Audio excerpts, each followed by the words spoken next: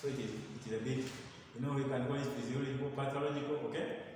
Okay, so one of the causes, the about kidney disease, you know, when you overwork the kidney, it's important to excrete, to maintain the blood volume, blood pressure, like that. So when you overwork it, you may find there is inflammation there within the glomerulus, okay?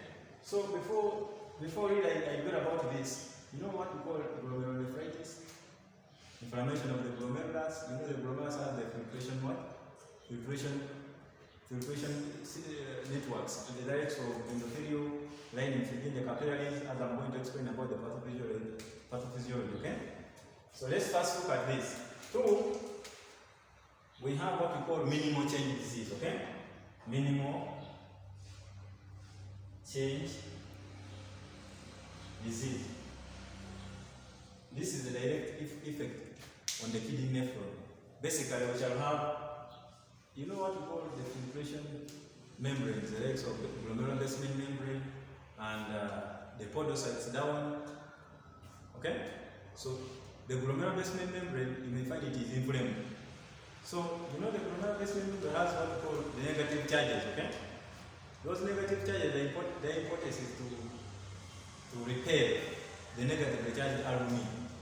And when you affect this, by this minimal change disease, it is going to affect the membrane by inflaming, okay, those filtration barriers, the legs of glomerular basement membrane, and you find proteins leaking. Another one is the drugs. You know, these are just drugs. We have drugs like when you overuse this aminoglycoside called how do you call that aminoglycoside that can cause nephrotoxicity in case given in large quantity? Which, how do you call it? Gentamicin, eh? So when you give it in large quantity, there are some of those drugs which may cause what? Even those the chemotherapy, the likes of those anti-cancer drugs, they may affect this. Another one is, yes, proliferative. The proliferations, okay? That's when you find abnormal growth within the what? Abnormal growth of the cells within the nephron, basically within the glomerulus, okay? Or the Bowman's capsule. So they will cause what we call proliferations, as we shall look at the pathophysiology. So basically, this is what I wanted to give you about some of the causes. You are going to research about the rest. Let me first go through the pathophysiology, then we look at the details later.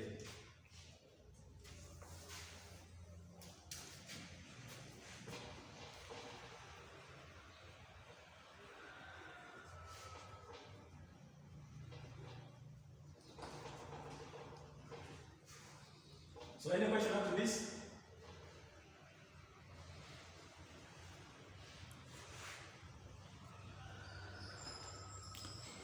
So let's look at the pathophysiology part of this.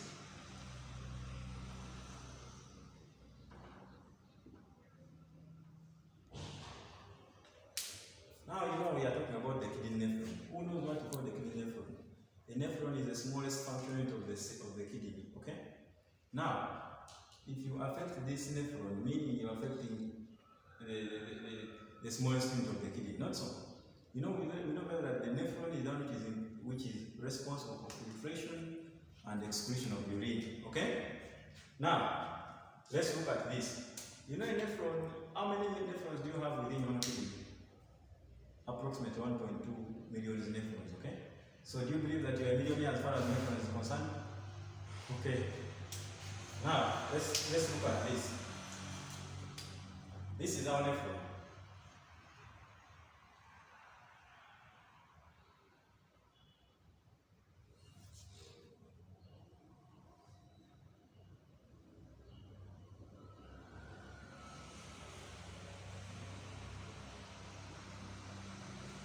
So I'm not going to do the whole of the nephron. I'm going to do just basically the glomerulus and the proximal completed tubule. Now, this is what we call afferent artery.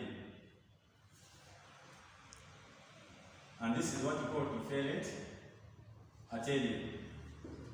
So, what are we going to see here? We are going to see blood coming, okay? So let me draw the glomerular basement membrane.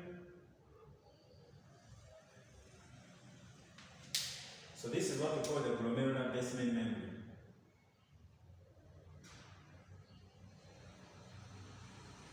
Basement membrane, okay? And this is what we call the glomerulus, okay?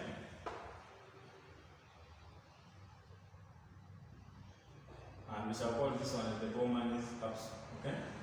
So, here we have what we call the proximal completed tubule here. Proximal completed tubule. That's how we shall continue with the descending group of Henle, ascending group of Henle, then the distal completed tubule. So, this, you know, we have two mechanisms of preventing the loss of plasma proteins and other responsible substances in the blood. We have what we call the glomerular basement membrane, and this glomerular basement membrane is negatively charged, okay? Has negative charges here. We also have what we call the endothelial cells, okay?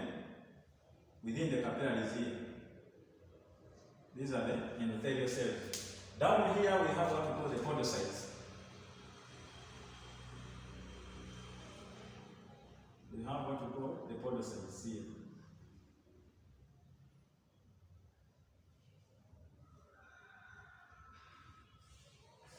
These are called podocytes. You can also call them, they are called podocytes, okay? These ones are called endothelial cells, okay? These endothelial cells are also called, they are also what? They are what? They have what we call, they are fenestrated, yes. They are fenestrated. Good. Very good contribution. They have what we call fenestration, okay? They have fenestration. What's the fenestration? The fenestration is, what's the fenestration? It is like a pore, okay? A pore whereby substances can pass, okay? So this is the fenestrations now. These are the fenestrations. From one cell to other, there is a fenestration here, okay? Those are fenestrations, okay? So, if someone says what is the fenestration, it's like a channel, a pore, whereby substances can pass, okay? Now, here within the podocytes, we also have what we call filtration slits. These are the filtration slits in between them. So substances can easily pass here. Now, what is the difference between this and this? This is what we call filtration slits. They have filtration slits. What is the importance of the filtration slits? Yes. They also act as fenestrations. From one fenestration to each other, from one cell to another cell, there is what we call fenestration. Now, from each podocytes here, we also call epithelial cell. There is what we call filtration slits. Okay? So, what is the importance of those filtration slits?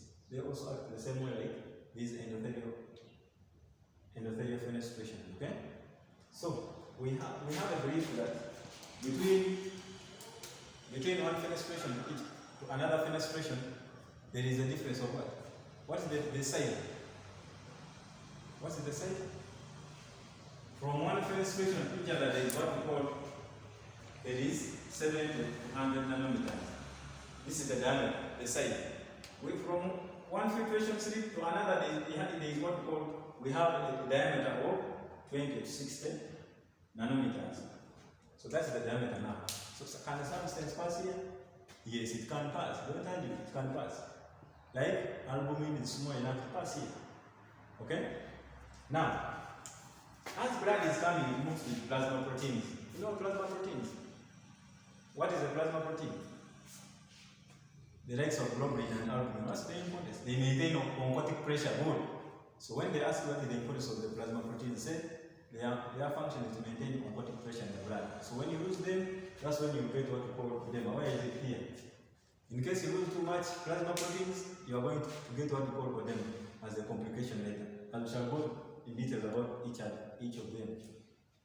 Now, as this, we shall take example that this is globulin and this is albumin. You know, globulin is a bit larger than albumin. So now, we are not supposed to have globulin or albumin living in blood. Okay? But depending on what may cause this, the likes of the causes, that may cause glomerular to leak is what when we shall expect them to leak. But when they leak, it's very, very hard. It's very, very bad, harmful, okay? Very, very